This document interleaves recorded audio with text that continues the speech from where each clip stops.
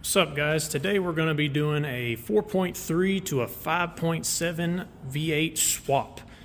My current truck has the 4.3, unfortunately, and we are going to be getting rid of it and putting the 5.7 in it. I've already started the process, but I'm going to give a quick tech tips on any kind of problems or any kind of things that I may have ran across and share that information with you guys. So as far as I know, the information I've gathered, you have to change your motor mounts and possibly the radiator. So I've done got that out. So any kind of other things I run across into or anything that I might find helpful to you guys, I will put it along in the video.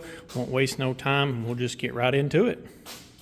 Okay, about pretty much got it ready to come out. You got two motor mount bolts, one on each end, one right there, and one right there. And obviously you got to get your bell housing bolts off. Mine's a stick shift, so I don't have to worry about torque converter bolts or anything like that nature.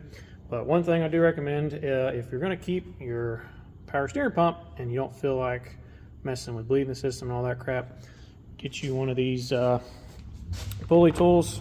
You know, it's got two little adapters for different sizes. It just wraps around it, put the nut in the center, etc. You should be smart enough to figure that out. That gets you access to these three bolts that go 1, 2, 3 here, and then you got two over here. I'm not going to mess with taking the line off, so I'm going to wait till I pull the motor up a little bit just so I can get enough room to pull this on out. I just didn't feel like bleeding the system or anything. Just want to do it as easy as possible. Just a little note, you can decide whichever way you want, but like I say, if you do not want to mess with bleeding the system, get you that tool. I got mine from AutoZone. Okay, progress. Got the motor out, well, almost out. As you can see, I'm going to have to take my hood off. I thought I could get it out with just enough angle, but you are going to have to take your hood off. So that's not going to be too much of a problem. It's just 4 bolts and it just comes right off. Unless you're feeling spunky and you want to take your grill off plus all this crap. That's just too much work. So I'm going to take the hood off and then it should be out. Okay, quick tech tip. On the motor mounts on the passenger side, I watched a lot of videos where people said they'd sneak, go through the passenger wheel well and run extensions and all that crap. Well, I didn't have to do that. On the passenger side, I got by with a 15mm ratchet wrench and my impact. All I did was sneak my wrench up behind here, get on each one of them, boom, they all came off. Now on the driver's side is a little bit different. I couldn't fit up underneath there because mine's 4-wheel drive. So I used a combination of a ratchet with a deep weld 15 socket and my ratchet wrench. It was a little tricky to get this top right corner bolt, but I think I had these bolts tipped out in like 5 minutes. So just a little heads up, you don't have to snake extensions through the wheel well and all that stuff, but yours may be built a little bit different. Mine's a 94, so if the years mean a little bit of a difference, then it may be different from your case. But for mine, 5 minutes and I had it out. Okay, 4.3 is out.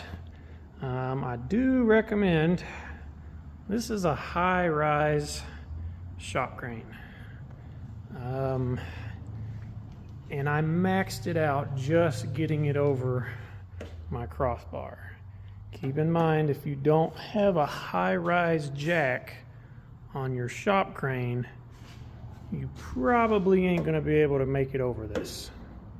Unless maybe you take your wheels off, lower the front.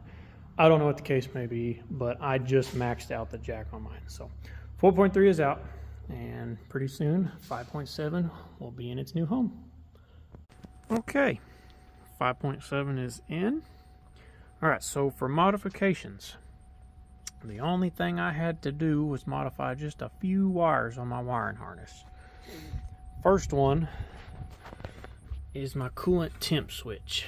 I had to extend the wire. As you can see, I got it unplugged right now. This switch is bad, but anyway, I just had to extend the wire from here to that green wire right there, just like maybe a foot. The other one is that blue wire.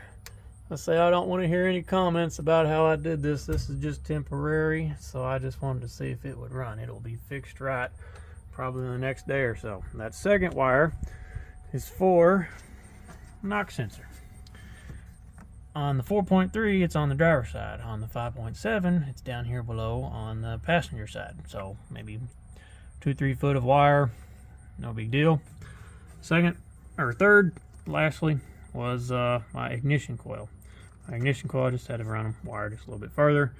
On the 4.3, it was kind of right here. Let's see where the EGR valve's at, but on this one, it's over there. Just a little bit of wire, no big deal there. Like I say, I'm going to do it right later. This is just temporary. Other than that, the exhaust bolt's up. I using the same computer. Everything, it just fires up, runs great, gains so much torque. I'll fire it up.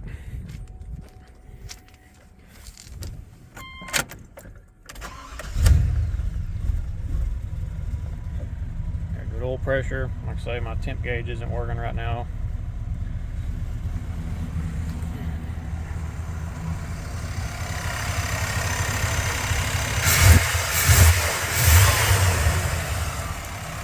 Alright, well, be sure to like and subscribe to this video. If this video does good, I may be doing more videos in the future.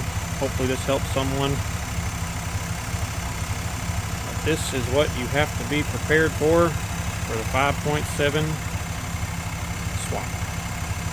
Thanks, guys.